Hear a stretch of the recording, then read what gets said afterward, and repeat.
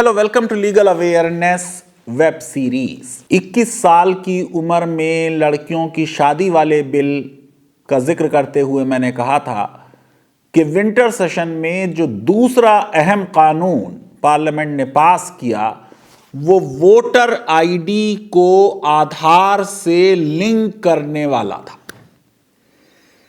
Media में बहुत बहस हो रही है, आर्गुमेंट्स दोनों तरफ से किए जा सकते हैं, कानून के फेवर में भी, कानून के खिलाफ भी। लेकिन लीगल अवेयरनेस के व्यूअर्स एक ऑब्जेक्टिव व्यू चीजों का लेते रहे हैं। सबसे पहली बात, इससे पहले कि मैं इस कानून पे जाऊं, मैं ये कहना चाहता हूं कि भारत के संविधान निर्माताओं ने जो सबसे अहम फैसला किया वो था अडल्ट यूनिवर्सल सफरेज। हर अडल्ट को बिना उसकी एजुकेशन देखे, जायदाद देखे, इनकम टैक्स स्टेटस देखे, ये सब देखे जाते थे 1935 गवर्नमेंट ऑफ इंडिया एक्ट में, वोटिंग का राइट दिया। अनएडुकेटेड था इंडिया, गरीब था इंडिया, लेकिन वोट देने का अधिकार सबको दिया। और यह बात मोतीलाल नेहरू कमेटी पहले ही कह चुकी थी कि जब हमें आजादी मिलेगी तो हम हर व्यक्ति को जो एडल्ट है उसको वोट देने का राइट देंगे। पहले हमने 21 साल के लोगों को यह राइट दिया, फिर राजीव गांधी ने उसे रिड्यूस करके 18 साल कर दिया। यह जनतंत्र को मजबूती देने का एक नया एक्सपेरिमेंट था। और भारत की जनता, जिसके बारे में चर्चिल ने बहुत बुरी बुरी बातें कही थी, उन्होंने चर्चिल को बिल्कुल गलत साबित किया। हर पॉलिटिकल पार्टी और हर लीडर जिसने परफॉर्म नहीं किया, देश की जनता ने उसे सजा दी। इंदिरा जी अपना चुनाव भी हार गई 77 में। बड़े बड़े फिल्म एक्टर्स जो सियासत में आए, चाहे तमिलनाडु हो, चाहे आंध्र प्रदेश हो, चाहे टीडीपी के हों, चाहे एआईडीएमके के हों, चुनाव हारते रहे। बड़े बड़े लीडर्स लाइक बीजू पटनायक, शांता कुमार, भैरव सिंह शेखावत चुनाव हारते रहे, सरकारें बदलती रही।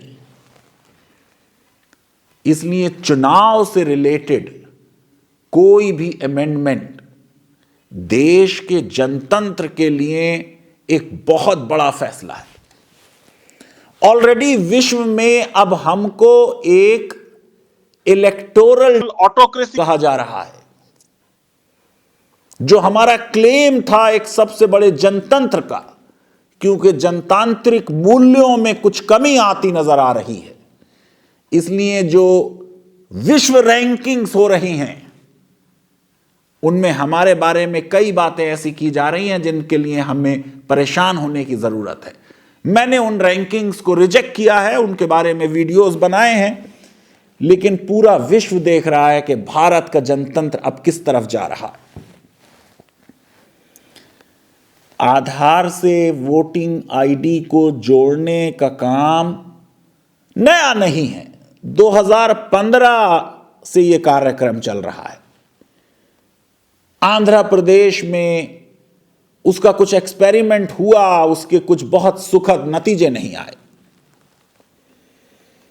कानून को समझिए। रिप्रेजेंटेशन ऑफ पीपल्स एक्ट के तहत कोई भी व्यक्ति अप्लाई करता है किसी रजिस्ट्रेशन ऑफिसर को कि उसका नाम इलेक्टोरल रोल में किसी कॉन्स्टिट्यूएंसी में ऐड कर लिया जाए। वेरिफिकेशन होने के बाद वो ऑफिसर अगर मुतमईन होता है, रजिस्ट्रेशन हो जाता है। अब यह बात कही जा रही है कि रजिस्ट्रेशन करते वक्त वो ऑफिसर आपसे आपका आधार नंबर मांग सकता है आपकी आइडेंटिटी एस्टेब्लिश करने के लिए। यानी नए किसी का नाम इंक्लूड होगा तो उससे आधार मांगा जाएगा, और जिनके नाम ऑलरेडी मौजूद हैं इलेक्टोरल रोल में, उनका ऑथेंटिकेशन करने के लिए भी आधार मांगा जा सकता है। लीगल अवेयरनेस वेब सीरीज में हमने हमेशा हक बात कही है, चाहे इधर के नाराज हों या उधर के नाराज हों, लेकिन एक टीचर को तो सच बात सामने रख देनी है। लॉ में यह भी प्रावधान बिल्कुल साफ है कि अगर कोई अपना आधार ना दे पाए और कोई मुनासिब वजह है उसकी, अभी इस पे बात करेंगे हम कि ये मुनासिब वजह क्या है, तो उसका अल्टरनेटिव डॉक्यूमेंट ले लिया जाएगा। यानी किसी का भी इलेक्टोरल रोल में नाम इसलिए इंक्लूड करने से इनकार नहीं होगा कि उसने आधार नहीं दिया। लेकिन यह वर्ड जो है सफिशिएंट कॉज, बड़ा सब्जेक्टिव वर्ड है। लॉ में कुछ एक्सप्लेन नहीं किया गया कि किस चीज को सफिशिएंट कॉज माना जाएगा। उसकी वजह से लोगों के दिलों में एक एप्रीहेंशन है, एक डर है, एक वहम है। आइए पहले समझते हैं कि इस कानून के फायदे क्या हैं। कहा जा रहा है कि यह कानून बोगस और फ्रॉडलेंट वोट्स को पढ़ने से रोकेगा या उनको कम करेगा। जो इलेक्टोरल डेटाबेस मैनेजमेंट है उसको इंप्रूव करेगा। मल्टीपल कॉन्स्टिट्यूएंसीज में लोगों के नाम अपीयर हो जाते हैं, उनको खत्म कर देगा। कोई पहले यूपी में रहता था, फिर उड़ीसा चला गया, फिर आंध्रा आ गया, फिर तेलंगाना आ गया, हर जगह की कॉन्स्टिट्यूएंसी में उसका नाम है। अब ये मल्टीपल इनरोलमेंट्स जो है वो नहीं होंगे, क्योंकि जैसे ही कहीं और इनरोल होगा डेटा सामने आ जाएगा। ट्रांसफर होते रहते हैं सरकारी अफसरों के, उसकी वजह से भी मल्टीपल एंट्री हो जाती है अक्सर। फिर यह कहा जा रहा है कि ये जो लिंकिंग है ये वॉलेंट्री है, इसलिए किसी का डिसइनफ्रेंचाइजमेंट हो जाएगा इसकी उम्मीद नहीं है। यूनियन लॉ मिनिस्टर ने बड़ी सफाई से सदन में यह बात क्लैरिफाई की कि जो लोग स्वेच्छा से चाहें अपने आधार को अपने वोटर आईडी से लिंक करा लें, कोई जोर जबरदस्ती ना होगी।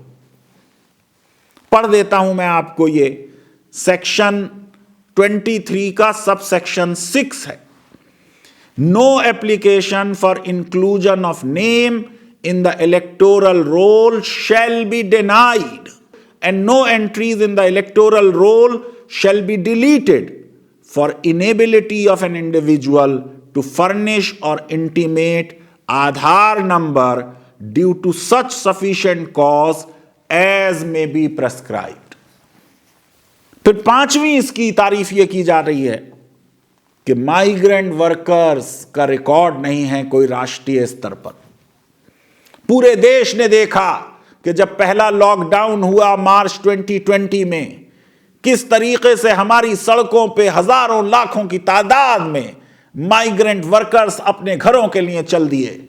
उनके लिए कुछ मुनासिब इंतजाम ना हो पाया, और पहले पहल सुप्रीम कोर्ट ने भी जो करना चाहिए था वो नहीं किया। अब यह कहा जा रहा है कि अगर ये एक डेटाबेस बन जाए तो वोटिंग राइट्स माइग्रेंट वर्कर्स के जो है वो सिक्योर हो जाएंगे। अब जो इनके खिलाफ बातें हैं, इस लिंकिंग में क्या नुकसानात हो सकते हैं, उनको भी गौर से समझें।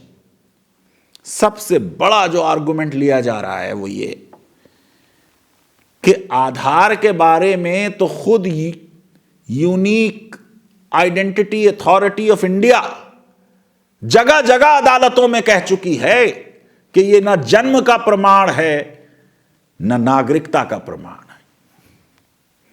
देश के बड़े बड़े मिनिस्टर्स ये बात कह चुके हैं कि आधार नागरिकता का प्रमाण नहीं। जब आधार नागरिकता का प्रमाण नहीं तो फिर वोटिंग राइट तो नागरिकता से जुड़ा हुआ है, सिर्फ नागरिक को ही राइट टू वोट है। कुछ मेरे दोस्तों ने कहा, फैजान तुम्हारी ही बात तो सरकार सुनती है, एनआरसी की डिबेट के समय तुमने ही तो यह कहा था कि ये जो 15, 17, 18 डॉक्यूमेंट लेके भी नागरिकता लोगों को नहीं मिल रही। अगर सरकार नागरिकता के सबूत के डॉक्यूमेंट में आधार शामिल कर ले, अगर कोई भारत में पैदा हुआ है तो समस्या हल हो जाएगी। तुम्हारी बात सुनती है सरकार।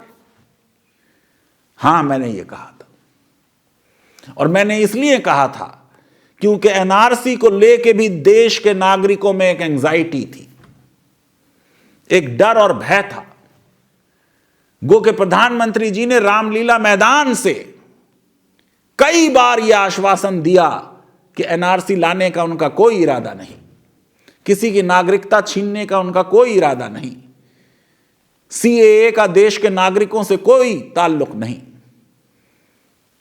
लेकिन डर तो बैठ चुका था।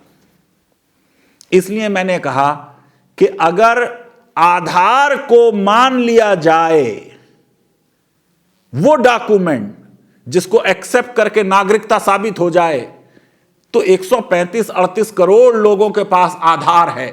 ये एनआरसी का जो भूत खड़ा हुआ है, ये अपने आप समाप्त हो जाए।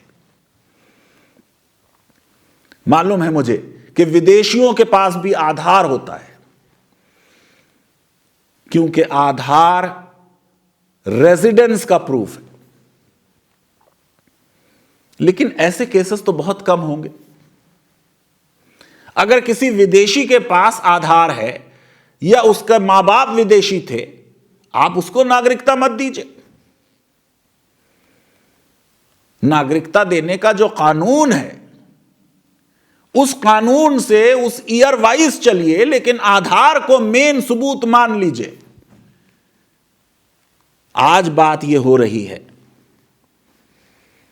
और इसको एज क्रिटिसिज्म लाया जा रहा है कि क्योंकि नागरिकता का सबूत आधार नहीं, वोटिंग राइट सिर्फ नागरिक को है, तो आधार को क्यों लिंक किया जा रहा है वोटिंग आईडी से। फिर दूसरा जो क्रिटिसिज्म किया जा रहा है वो ये कि जैसे एनआरसी का डर था। मैंने बार बार कहा है कि देखिए, परसेप्शन का खेल है। परसेप्शन क्यों बिगड़ा, इस पर कोई स्टडी हो तो सरकार को समझ में आ जाएगा।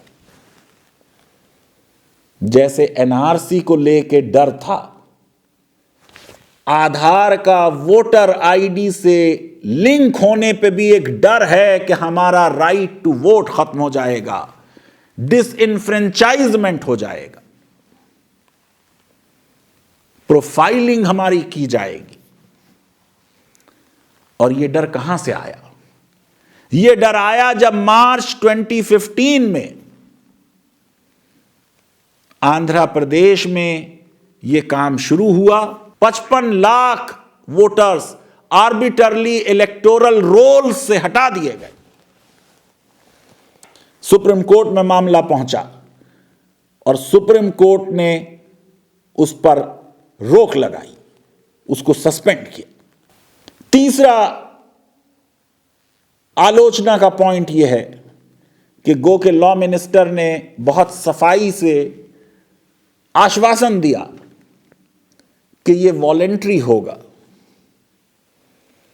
लेकिन लोग कहते हैं वॉलेंट्री नहीं रहेगा। आधार भी एज वॉलेंट्री आया पर वॉलेंट्री नहीं रहा। अक्सर यह होता है कि मिथ क्रिएट हो जाते हैं। लॉ ऑफ कॉन्ट्रैक्ट में कहते हैं दोनों पार्टीज बराबर हैं, एम्प्लॉयर भी और एम्प्लॉई भी, शॉपकीपर भी और बायर भी, कस्टमर भी।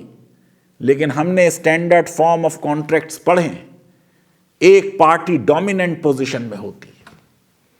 यहां वो पार्टी जिसके हाथ में है कि आप वोट देंगे या नहीं देंगे, वो इसको कितना वॉलंटरी रहने देगी, इस पर लोगों को शक व शुबा है। और वो समझते हैं कि ये सफिशिएंट कॉज वो रास्ता बनेगा जिससे लोगों का मतदान का अधिकार छीना जा सकता है। जाहिर है कि सरकार की जिम्मेदारी है कि वो लोगों को पूरी तरह आश्वस्त करे इस मामले में कि ऐसा कुछ नहीं होने वाला। फिर यह भी कहा जा रहा है कि अक्सर ऐसा हो सकता है कि कोई सफिशिएंट कॉज ना हो, पर वो आदमी कहे कि मेरा खुद का ये ऑब्जेक्शन है कि ये लिंकिंग निजता के अधिकार के विरुद्ध है। आपको मालूम है, जेहोवा विटनेस के मानने वाले अक्सर नेशनल एंथम नहीं गाते क्योंकि उनका यह ऑब्जेक्शन है कि वो किसी की प्रेज में नहीं गाते सिवाय गॉड और सन ऑफ गॉड, जिनको वो मानते हैं जीसस। किसी का एक इथिकल आर्गुमेंट हो सकता है किसी मुद्दे पर, उसका कॉन्शियंस इजाजत नहीं देता, क्या उसको सफिशिएंट कॉज माना जाएगा? केसेस हैं इस तरह के जहां लोगों ने ट्रीटमेंट लेने से इनकार किया क्योंकि वो नहीं चाहते थे कि ट्रीटमेंट हो।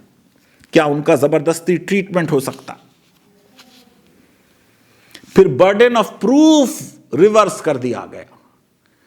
अभी तक इलेक्टोरल रोल को बनाने में घर घर जाके वेरिफिकेशन होता था, अब ये इंडिविजुअल पे जिम्मेदारी डाल दी गई। उसकी वजह से भी कुछ शक व शुबा पैदा हो रहा है। आलोचना का एक बहुत बड़ा मुद्दा प्राइवेसी और पॉलिटिकल प्रोफाइलिंग है। जब इलेक्शन कमीशन के एक्सेस मिल जाएगी unique identification authority of India की, इससे लोगों की प्रोफाइलिंग का डर है। आधार एक यूनिवर्सल यूनिफायर है। जब ग्रेटर एग्रीगेशन ऑफ डेटा होगा तो उसे यह सरकार ना इस्तेमाल करे मगर कोई और सरकार उसका गलत इस्तेमाल कर सकती, वोटर्स को कन्वेंसिंग करने के लिए, टारगेट करने के लिए। क्या कोई एक्सपीरियंस है ऐसा? जी हां, आधार डेटा लीक हुआ 7.8 करोड़ लोगों का आंध्र प्रदेश और तेलंगाना में 2019 के इलेक्शन में। किसी एक कंपनी के पास चला गया यह डेटा जो तेलुगु देशम पार्टी से शायद कनेक्टेड थी। इस तरह के एलिगेशंस थे।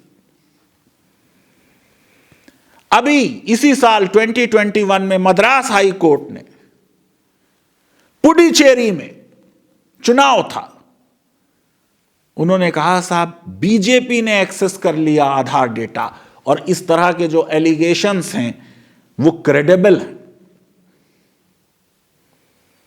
मालूम है आपको कि देश में डेटा प्रोटेक्शन कानून नहीं है।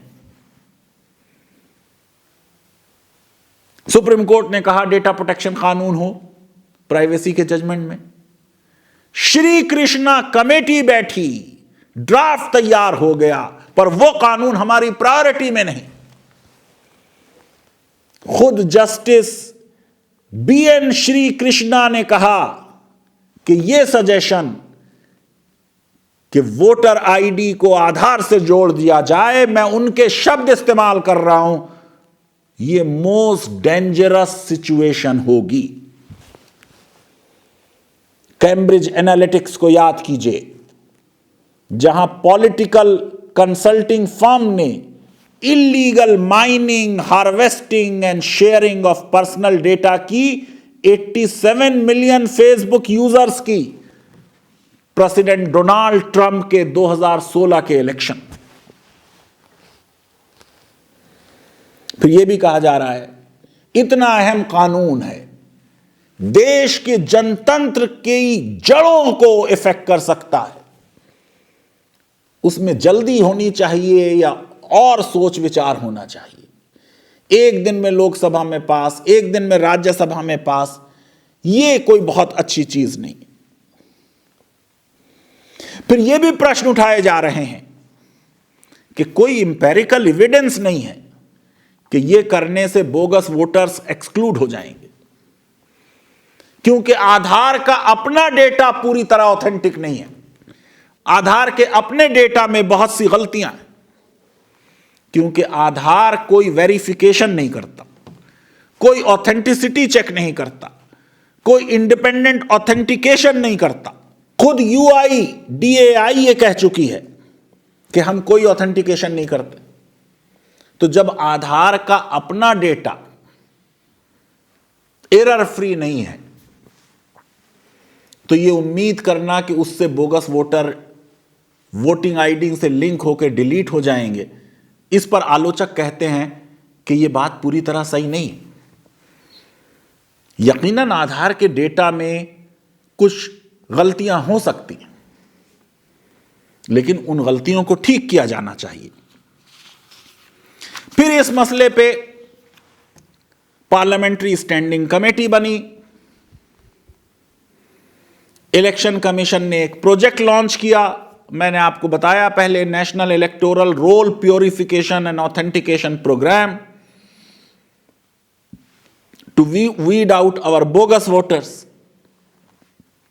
पर यह सस्पेंड हुआ 2015 में, जब सुप्रीम कोर्ट ने पुट्टुस्वामी का जजमेंट आ गया और सुप्रीम कोर्ट ने कहा कि आधार का इस्तेमाल सिर्फ जहां फाइनेंशियल मैटर्स हैं उसी में किया जा सकता है। फिर parliamentary standing committee on personnel public grievances law and justice की 101वीं रिपोर्ट आई 2020-21 में, और उसमें इलेक्शन कमीशन ने भारत सरकार से यह रिक्वेस्ट की कि हमको कोई लेजिस्लेटिव फ्रेमवर्क दिया जाए, तब ये आधार की वोटर आईडी से लिंकिंग संभव होगी। ये उस नतीजे में लॉ सामने आया है। क्या सुप्रीम कोर्ट ने जो आंध्र प्रदेश में सस्पेंड किया वो चीज और जो सुप्रीम कोर्ट का पुट्टुस्वामी का जजमेंट है और जो प्रोपोर्शनैलिटी टेस्ट है, वो सारे टेस्ट मीट होंगे linking of Aadhaar with voter ID? ये वो प्रश्न होंगे जिन पर अब सुप्रीम कोर्ट को फैसला करना होगा। यकीनन ये लॉ चैलेंज किया जाएगा और भारत की सुप्रीम कोर्ट के सामने फिर इलेक्शन से रिलेटेड दो बड़े मैटर्स होंगे, एक वोटर आईडी का आधार से लिंकिंग और एक इलेक्टोरल बॉन्ड्स की संवैधानिकता। मैं समझता हूं कि जो भारत की सुप्रीम कोर्ट इन दोनों कानूनों पर कहेगी, उससे देश के जनतंत्र की हेल्थ और फ्यूचर और भविष्य डिटरमिन होगा।